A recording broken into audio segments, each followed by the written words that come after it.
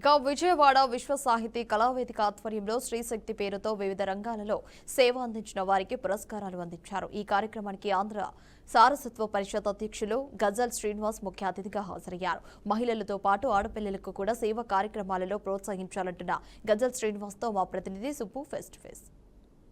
విశ్వ సాహితీ కళావేదిక ఆధ్వర్యంలో 2026కు సంబంధించి స్త్రీలను ఎవరైతే వివిధ రంగాల్లో ఉత్తమ సేవలు అందించారు వాళ్ళందరికీ కూడా పురస్కారాలు అందిస్తున్నారు.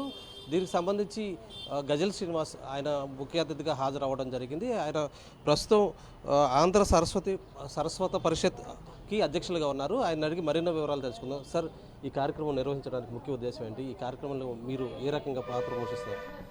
విశ్వకళా వేదిక కొల్లి రమావతి గారని మా సోదరి, ఆవిడ మా ఆంధ్ర సారస్వత పరిషత్తులో చాలా ప్రధానమైనటువంటి భూమిక పోషిస్తూ ఇటీవల జరిగినటువంటి ప్రపంచ తెలుగు మహాసభలు, 3వ ప్రపంచ తెలుగు మహాసభలు అమరావతిలో చేశాము.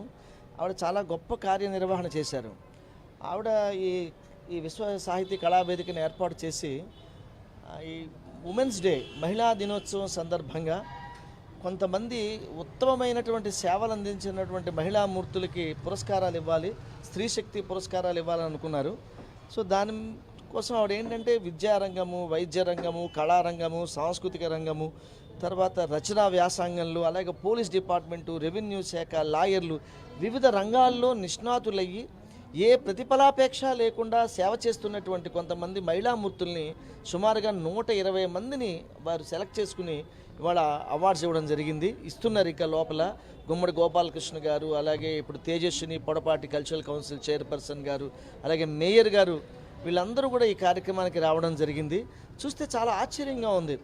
ఎంత గొప్పగా వీళ్ళు కవిత్వం రాస్తున్నారు.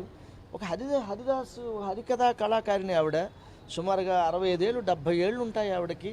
ఎంతో హుషారుగా ఆవిడ ఈ రోజుకి కూడా హరికథలు చెప్తుంది. అదే కాకుండా వాళ్ళ అమ్మాయి కూడా నాటక రంగంలో చాలా సుప్రసిద్ధ నటీమణి.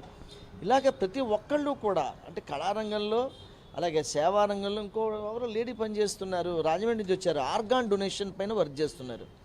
ఇలాగా మనకి తెలీదు. ఎంతోమంది స్టాంప్స్ కలెక్ట్ చేసేవాళ్ళు, నాణాలు కలెక్ట్ చేసేవాళ్ళు, ఎంతోమంది మహనీయుల్ని ఇవాళ నేను చూశాను కదా అని అనిపించింది నాకు. సునీతా విలియమ్స్ గురించి మనం పొగుడుతాము. అటువంటి సునీతా విలియమ్స్లో మన దగ్గర చాలామంది ఉన్నారు ఈ భూమి మీద. ఇప్పుడు మనతో ఇప్పుడు లోపల అవార్డు తీసుకున్న వాళ్ళు కూడా చాలామంది ఉన్నారు. సో నేను వాళ్ళందరినీ చూసి వాళ్ళు చాలా స్ఫూర్తి పొందాను ఈరోజు నేను. ఎంతమంది మహిళా మనలో ఒక చోట ఉన్నారు. అయితే ఇప్పుడు మనం 120 మందిని మాత్రమే గౌరవించుకున్నాం. ఇంకా చాలామంది మనకు తెలియకుండా మరుగున పడిపోయి ఉంటారు. వాళ్ళందరినీ ఏ రకంగా బయటకు తీసుకొచ్చే ప్రయత్నం చేస్తే బాగుంటుందని మీరు చెప్తారు? ఇప్పుడు ఆంధ్రప్రదేశ్లో 120 మందిని ఆవిడ సెలెక్ట్ చేశారు. అలాగే రేపు తెలంగాణలో సుమారుగా 120 మందికి రేపు రవీంద్ర భారతిలో రేపు 4వ తారీఖు మార్చి 4వ తారీఖు నాడు ఆవిడ ఒక 120 మందికి సత్కారం చేస్తున్నారన్నమాట. ఇలాగ ప్రతి సంవత్సరం చేయాలని, ముఖ్యంగా ఈ మహిళా దినోత్సవము అని అనౌన్స్ చేసి కరెక్ట్గా 60 ఏళ్ళు అయింది.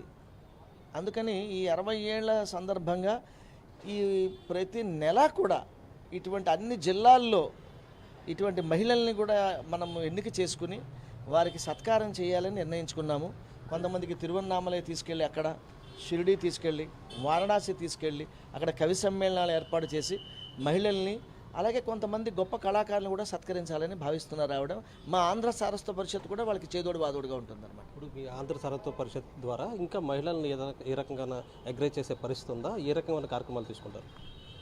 ముఖ్యంగా అండి, ఇప్పుడు మొన్ననే మనము అనౌన్స్ చేశాము, ప్రకటన చేశాము ఏంటంటే ఆంధ్ర సారస్వత పరిషత్తు తన 4వ ప్రపంచ తెలుగు మహాసభలు ఈసారి బాలలతో చేస్తుంది, బాలబాలికలతోటి.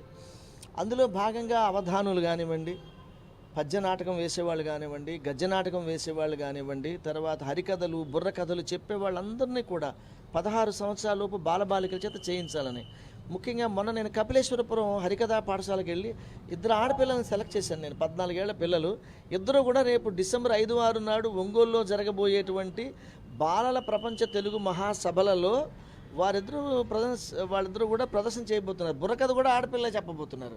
కాబట్టి అలాగే కవితా రచనలు, అలాగే పద్యాలు రాయించటము, పద్య నాటకంలో కూడా మహిళలు ఉండేలాగా, బాలికలు ఉండేలాగా చూస్తున్నాం అనమాట. కాబట్టి కొత్త తరాన్ని కేవలం మహిళలే కాకుండా బాలికలను కూడా మనం తీర్చిదిద్దేటువంటి ప్రయత్నం చేస్తున్నాం అన్నమాట. ఇది ఇక్కడ ఉన్న పరిస్థితి. అయితే మహిళలతో పాటు బాలికలను కూడా తీర్చిదిద్దాల్సిన అవసరం ఉందని గజల్ శ్రీనివాస్ చెప్తున్నారు. రానున్న రోజుల్లో మరింత మంది బాలికలను ఉత్సాహపరిచి వాళ్ళందరినీ కూడా గజ్జి నాటకంలో పద్య నాటకాల్లో కూడా ఇన్వాల్వ్ చేస్తామని చెప్తున్నారు. ఇది ఇక్కడ ఉన్న పరిస్థితి. కెమెరామెన్ కిషోర్తో సుబ్రహ్మణ్యం, విజయవాడ నుంచి.